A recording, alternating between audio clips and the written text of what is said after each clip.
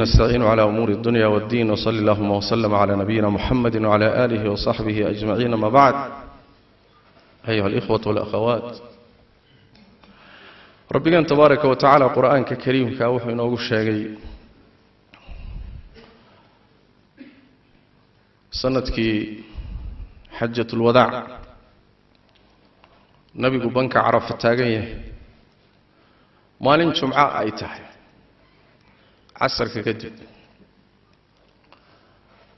ayaa waxa rabbi ku soo dejiyay tabaaraka wa tacaala nabigeena maanta ayaan diintiina idin dhammaystiray nicmadaydiina korkiina ku dhammaystiray islaamnimadana aan raalli idin ka noqday diin ahaan waan idin dhammaystiray waxba kama dhimano waay nicmo taam ah iyo diin kaamila wey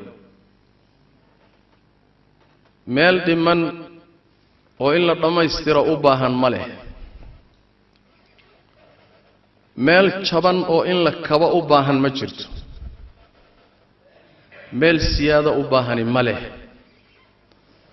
sida aan waxba looga dhimi karin baana waxna loogu siyaadin karin intii ilaahay soo dejiyay nabi maxamed intuu noolaa oo uu dhulka korkiisa joogay yaa rabbi dhammaystiray wax kastoon u baahanoo khalqigu u baahan yahayna waa lagu dhammaystiray waxay la mid tahay aayadda kale qur-aanka rabbigan yidhi kelimada rabbiga way dhammaystirantay ayada oo run ah oo cadaalad ah ayadoo run ah waa wixii war ee ku yimid ee khabar ah ama wax tagay ama wax soo socdo laga warramay waa run iyadoo cadaalad ah waa ahkaamta iyo amarka iyo nahyiga iyaduna waa cadaalad labadaba waa dhammaystirmeen oo wax dhimanaana ma laha nabigeennana salawaatu rabbi wasalaamu calayh abu darrin al-ghifaari saxaabiga la yidhaahdo baa wuxuu leeyahay nabi maxamed waa naga tegay buuri asagoo uusan jirin shimbir hawada garbihiisa ruuxaya oo garbabyadiisa ruuxaya uusan jirin ilaa cilmi inuu nooga sheegay mooye shimbiraha hawada duulaya wax kale iska dhaaf asagoo cilmigoodana siiyey ayuu nabi maxamed naga tegay buuri weliba wuxuu na yidhi buuri nabigu sal alla alay wasalam ma jiro wax janno idiin dhowaynaya naarna idinka fogaynaya ilaa waa laydiin caddeeyey cid kale uma baahnin marka diintaa dhammayska tiranoo wakhtigaa dhammaystirantay wixii ka dambeeyoo ummadda diin looga dhigo waa bidcaduu nebigeennu ka digay salawaatu rabbi wasalaamu calayh maxaa yeelay weel buuxa meel wax lagaga shuba ma leh rabbi baa buuxiyey oo dhammaystiray nebi maxamed oo nool salawaatu rabbi wasalaamu calayh saxaabadiisii ka dambeeyey iyo ummadda inteeda kale iyo ardadiisii kaalintoodu waxay ahayd inay fahmaan wixii ilaahay ka soo degay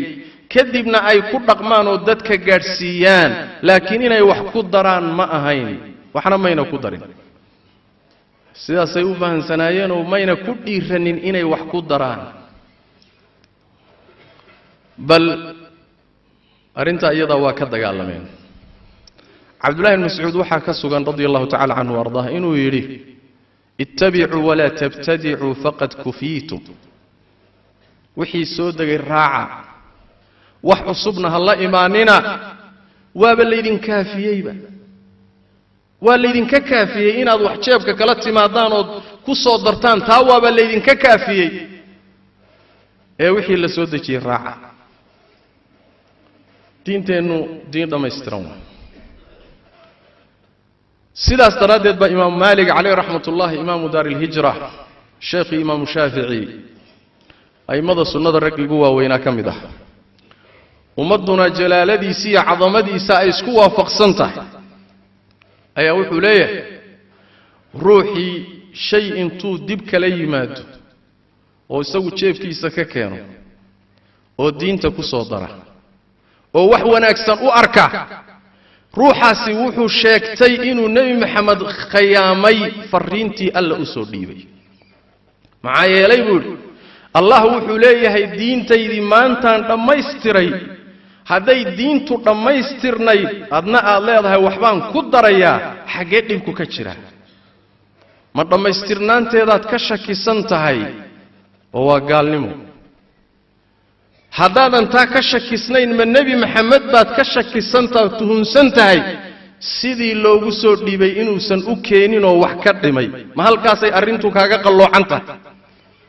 haddaad taad qabtana waa gaalnimo waa laba arrimood boo kooda roon khadhaadh badan yahay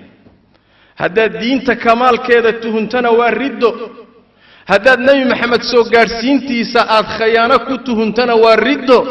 labadaasi ama afka ka dheh ama dhaqankaagu ha ku tusee laabudda waay saas daraaddeed baa culimmadu waxay leeyihiin ninka bidca iyo waxaan diinta ku jirin ku soo daray wuxuu ka dhigan yahay nin ilaahay ka daba tegayoo kale oo leh wax ku dhaafay baan rabbiyow anna keenahayaa ha layga qaado istidraag cala allah jarii waay waa ruux aad u dhiiran diinteennu marka bifadli illaah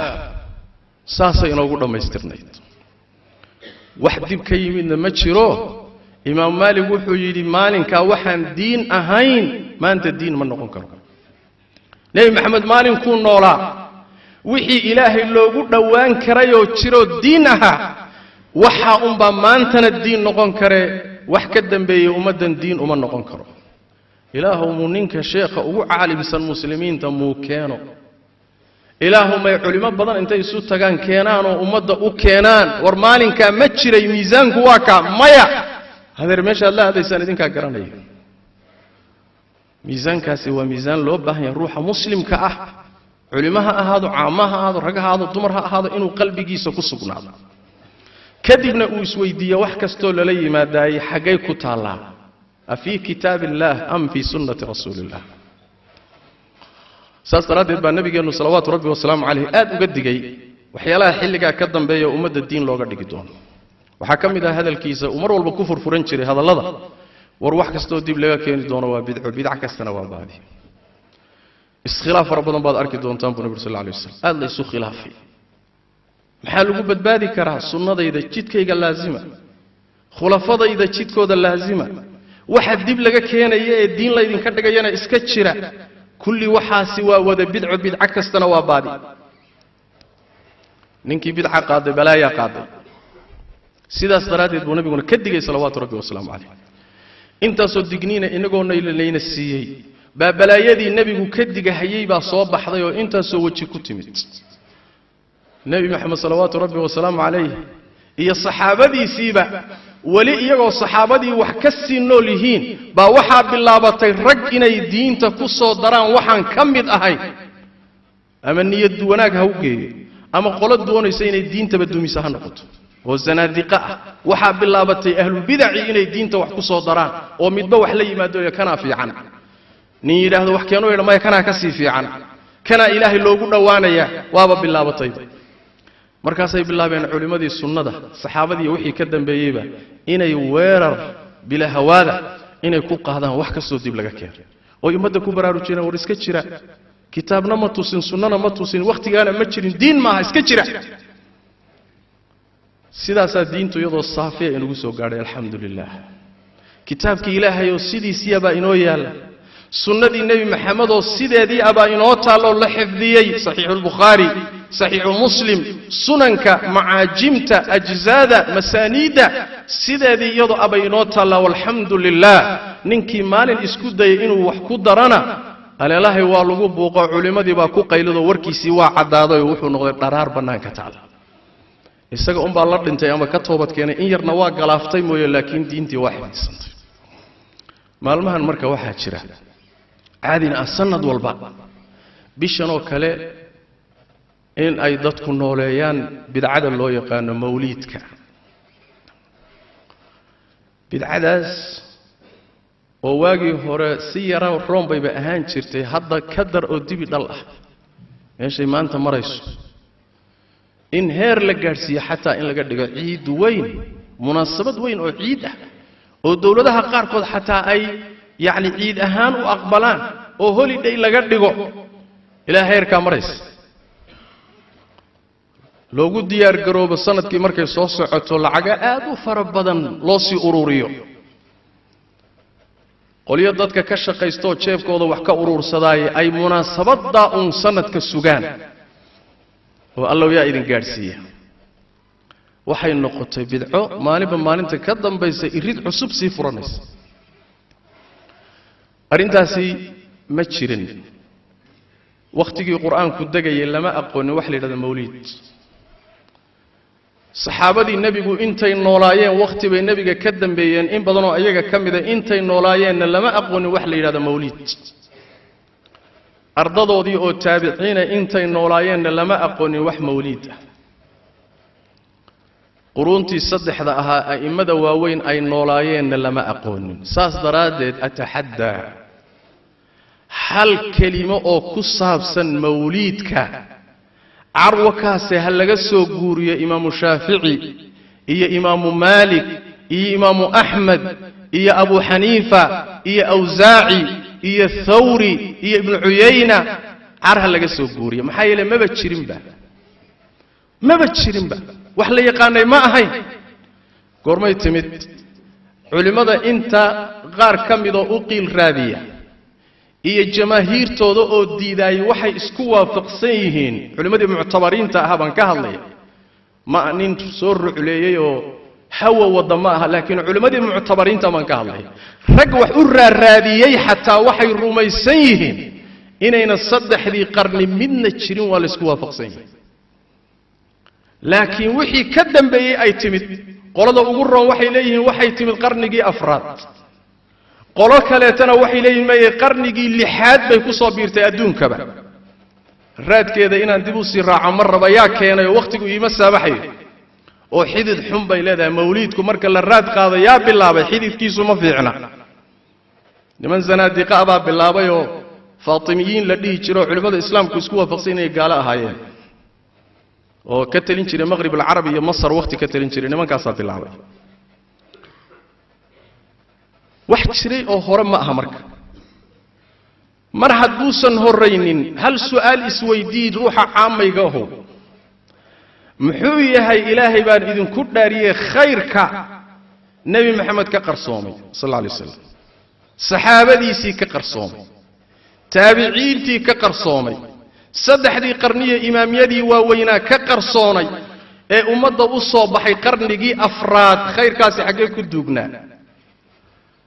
su'aalaad isweydiinayso sidaas daraadeed baa qodobkaasi markay mari waayeen nimanka u ololeeya mawlidka oo qodobkaasi ku adkaaday ayay intay ka wareegteen alla ka cabsi baan jirin oo alla lagama baqaye intay ka wareegteen baa waxa la bilaabay in la yiraahdo quraanku waa mawlidku ku yaala ajaa'ib war xagee kaga yaala markaas la bilaabay in aayadihii quraanka la luqunji baaro oo inta luqunta la soo qabto qaabkii la rabo loo geliyo oo meeshii la rabo loo daliishado war aayade qul bi fadlillahi wa bi rahmatihi fabidhalika falyafrahu umad bu horfadhiya waa wadaad waa imaam waa sheekh kutubu akhriya aayadaas mawlidka ku tusibuul wariya kaaga horeey uma baahni wax iiga horeey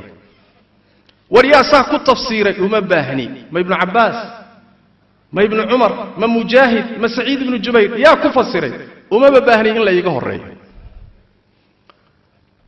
وركوا صول لحد مرك واجي هر وعن قرنيا وحلقت دودي تشري مولود كوا بدعه هوا بدعه والقري تشري لكن وبدعة حسنة أبي كدودي تشري وبدعه لكن وبدعة وانا أكسن هالكاسي دودك كجلي تشري لكن بهالشي تكتيو هذا وحيبا مريسا بدعة ما هي قرآن كاب الشيخ quraankii marka aayadihiisa in lagu ciyaaro oo caamada lagu wareeriyo oo tafsiir ayna lahayn la saaro waxaba ka cajab badan ba masaajidka la yiraahdo masaajidka sawsi maalin dhaweyd nin baa ka taagnaa wuxuu leeyahay umad baa dhageysanaysa oo u qoslaysa ninka isaga culimani buu sheeganaya quluwiga iyo xadgudubku meeshuu gaadhay wuxuu leeyahay نبي محمد موليد كيسا إلهي بابا احتفالي با سكراف نبي لقمها الله الرسول يدينك واحد قال الله يسان علماء يصدح قرنية حتى وحي مرة يساور إلهي بابا احتفال كالسمائي كبرت كلمة تخرج من أفواههم إن يقولون إلا كذبا ألا ديرنا أو جيسسنا أو إن أدقا أو الله كعفسي يرى وروحات كل ديرنا سوى ربك أو واحد كبير أبورنا سوى ربك أو واحد تحريفنا سوى قرآنك آوي الله كعفسي آخرية الله كل ما يسامى تشرو رك إسكالي يا ربي كعفس ميل موضة قالها من قاس الدجال بوكوشرة رك إسكالي تيبا أوعد لكن ربي كعفس ميل شبه ما تشرت ورحجيبا ربي احتفال كسمة موليدك هو يريبوا ربي إن الله وملائكته يصلون على النبي يا أيها الذين آمنوا صلوا عليه وسلموا تسليما إلهي ملائكتي سا نبيك كصلينا يسير مسلمين تي ونبيك كصليا وكان موليدك أوداتك كردقي إن إلهي احتفال كسميبا عاميك مسلم كعادك مرك الله شيء قول لي إذا إلهي بنبيك كصليا أديك أنا صلي بالله فري إيه موليد وأكل الدوانته wadaad kaasi laakiin waxa hor fadhiya qolo uu xuquushooda iyo maskaxdooda ku ciyaari karo fastakhaffa qawmuhu faata'uuhu innahum kaanu qawman fasiqiin aqligaagu mar haduu aqli yariya mid aan ku dhaamin ba adiga dhanba isaga ka ciyaari oo aayada intuu soo dalishado axaadiiskeena ku wareerin oo intuu abur kiciyo isaga ka dhigahayay nin balaayo wax keenay markaasuu ku duufsanay halkaasay maanta maraysaayo rabbiba in la yiraahdo asagaaba ihtifaalay bay maanta la maraysaa ragii bahasha taageeri jiray wax ka daranna waa laga sugayaa tafasiirta quraanka ninkaas nimanka saa ugu ciyaaraya waxaad iska rabbitaan billahi calaykum Abu Bakr as-Siddiq radiyallahu ta'ala anhu arda ayad quraanka kamida ayuu damcay inuu fasiro kadibna waa ku dhiiran waa ka istaagay markaas wuxuu yiri dhulka ihaynaya keeway samada ihadayna sate oo korkayga joogaysa waate haddaan ilaahay hadalkiisa ra'yigayga ku fasiro xageen ku noolaan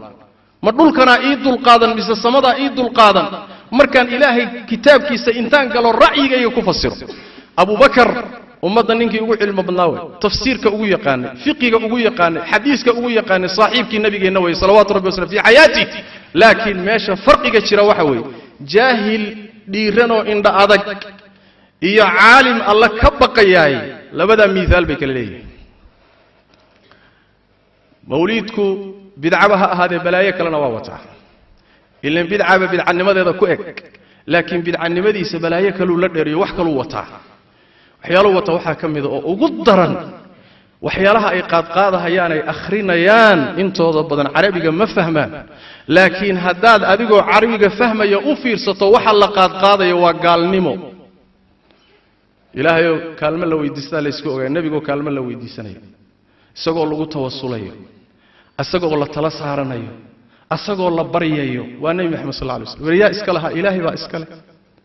asagoo oo qulubi lagu sameeyo leeyahay nabi maxamed quraanku wuxuu sheegay basharka dhooba laga abuuray laakiin waxay leeyahay nuur baa laga abuuray isaga war malaa'ikta nuur laga abuuray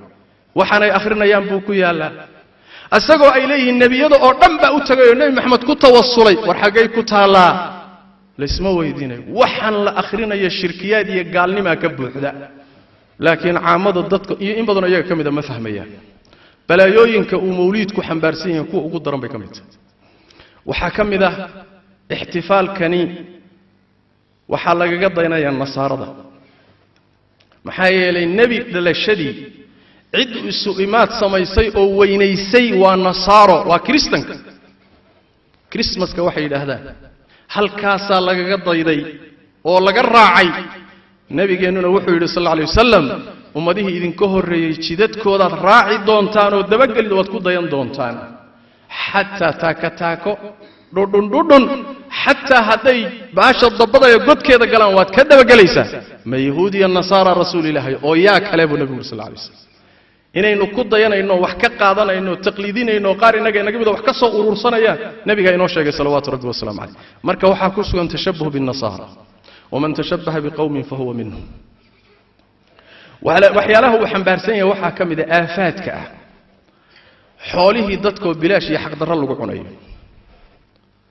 xoolaha la ururin sanadka waa munaasabad la sugaba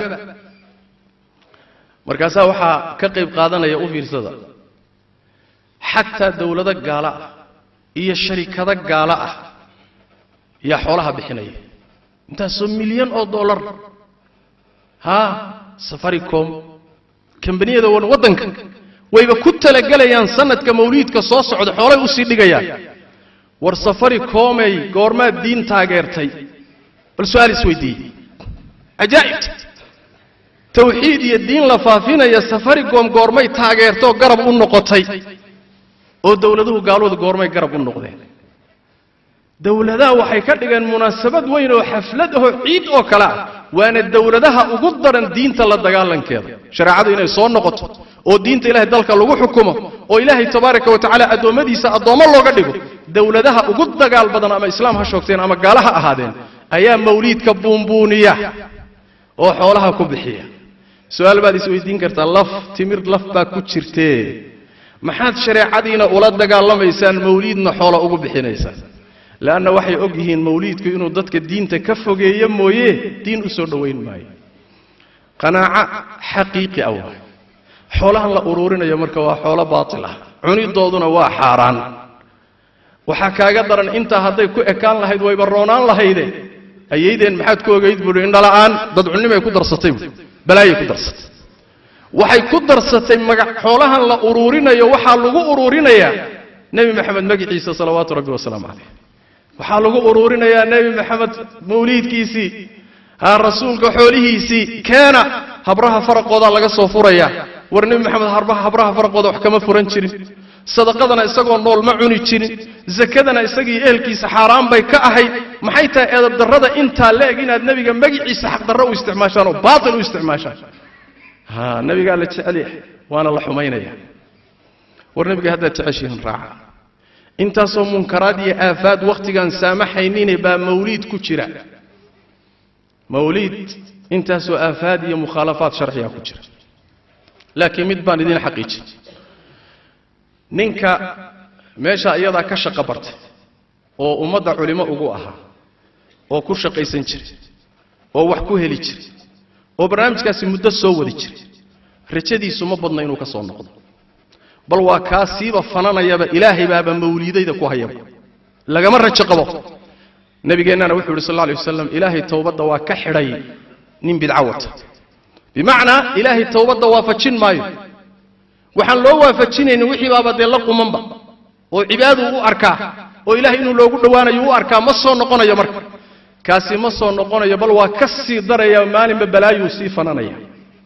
war bidcada jooji marka la yidhaha waxaan ka daa wuxuu leeyahay nimankaas wahaabiyada ah ee mawliidka ka hor jeeda waa garacyo masaajidka sawsii buu ka lahaa maalin dhow